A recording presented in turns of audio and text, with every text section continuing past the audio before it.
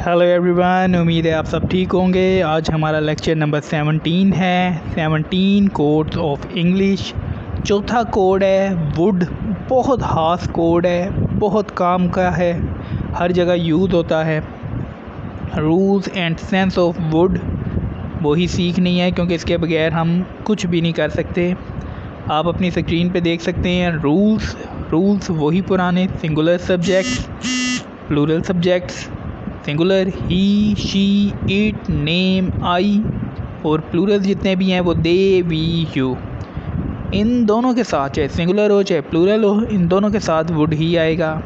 ये भी हमें एक बहुत आसानी है।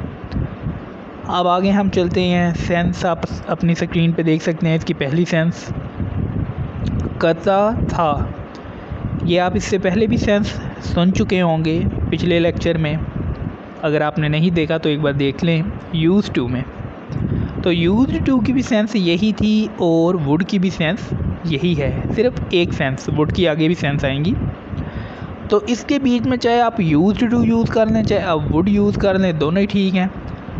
जैसे कि he would come to your home, वो आपके घर आता था, यानी कोई काम करता ही था ना, यानी आता था, जाता था, खाता था, पीता था।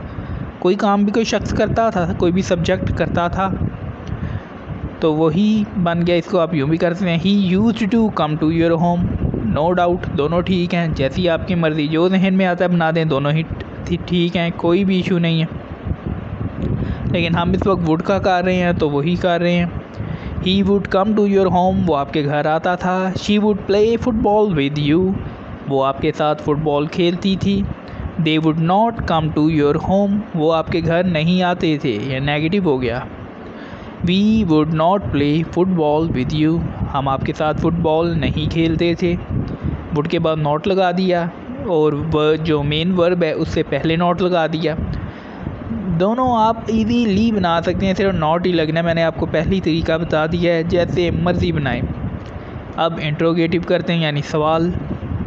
Would Aslam come to your home, क्या असलम आपके घर आता था। Would it play football with you, क्या वो आपके साथ फुटबॉल खेलता था। Would you not come to my home, क्या आप मेरे घर नहीं आते थे। Would I not play football with you, क्या मैं आपके साथ फुटबॉल नहीं खेलता था। कितना इजी, कोई इशू नहीं। यूज्ड टू की जगह हमने वुड लगा दिया, और अब हम इधर चाहें तो वुड की जगह हम यूज्ड टू लगा सकते हैं। सेंस समझनी है, सेंस है करता था। यानी कि जब भी हम अक्सर उर्दू में बीच में सोचते हैं, कोई सेंटेंस सोचते हैं और हम कहते हैं इसकी ट्रांसलेशन करनी है, और हमें ट्रांसलेशन इसलिए नहीं आती क्योंकि हमें सेंस का नहीं पता होता। अब आपको समझ आ गई है कि जब भी सेंटेंस में सेंस आ रही हो, करता था, कोई शख्स भी कोई काम करता था, वुड लगा दें, यूज़ टू लगा दें, एक ही चीज़ है। दूसरी सेंस पे चलते हैं। स्क्रीन आपकी स्क्रीन पे दूसरी सेंस आ रही है, करता।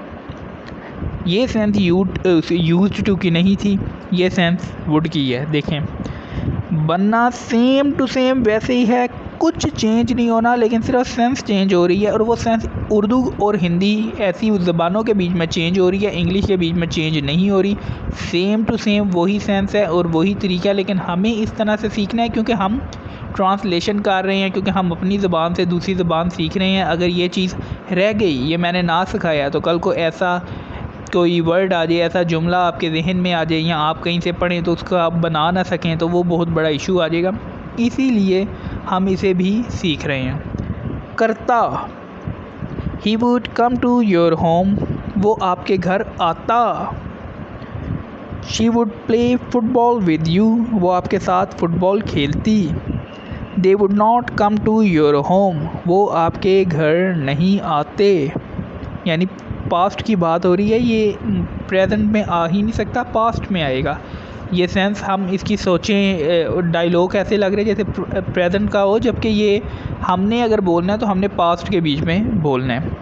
We would not play football with you, हम आपके साथ फुटबॉल ना खेलते। Past. Would Aslam come to your home, क्या असलम आपके घर आता। Would you not play football with me, क्या आप मेरे साथ फुटबॉल ना खेलते। Would I not come to your home, क्या मैं आपके घर नहीं आता। कितना इजी, कोई रॉकेट साइंस नहीं, बहुत इजी है। 2 सेंस हम कर चुके, करता था और करता। अब हम इसकी तीसरी सेंस की तरफ जाएंगे। तीसरी सेंस जो है वो इसकी है करेगा। सब्जेक्ट जो है कोई काम करेगा, लेकिन करे के लिए तो हमें विल यूज़ करना पड़ेगा, क्योंकि वो फ्यूचर की बात है। करेगा यानी कि गा, गी, गी ये सारे किसके आएंगे? विल के साथ, क्योंकि विल के ये सारे हैं। गा, गे, गी, लाजमी बात है विल आएगा। लेकिन यहाँ पर वुड क्यों आ रहा है? वुड इसलिए आ रहा है क्योंकि अगर कोई बात पास्ट में की जाए यानी गुज़रे वक्त में, और वो बात फ्यूचर की हो, मिसाल के तौर पे कोई पेश गोई की गई हो, उसके बीच में वुड यूज़ होगा। मिसाल के तौर पे मैं आपको बताता हूँ कि मैं कल आपके साथ बात कर रहा था कि वो स्कूल जाएगा, ठीक है, और अगले दिन वो स्कूल चला जाता है। अब मैं आपको कहूँगा कि मैंने कहा था ना कि वो स्कूल जाएगा। पास्ट के बीच में जब मैंने मौजूदा वक्त में बात की थी तो मैं बात कर रहा था फ्यूचर की, कि कल वो फ्यूचर में जाएगा, इसलिए मैंने विल लगाया। अब मैं बात कर रहा हूँ कि वो कर चुका है और मुझे पता था कि वो करेगा, तो इसलिए मैं वुड लगा रहा हूँ। एग्जाम्पल से ज़्यादा अच्छे तरीके से सीख सकते हैं। सुन example, we knew that you would come. हम जानते थे कि तुम आओगे। कितना इजी।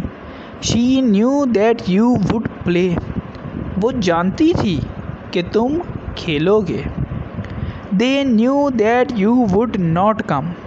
वो जानते थे कि तुम नहीं आओगे।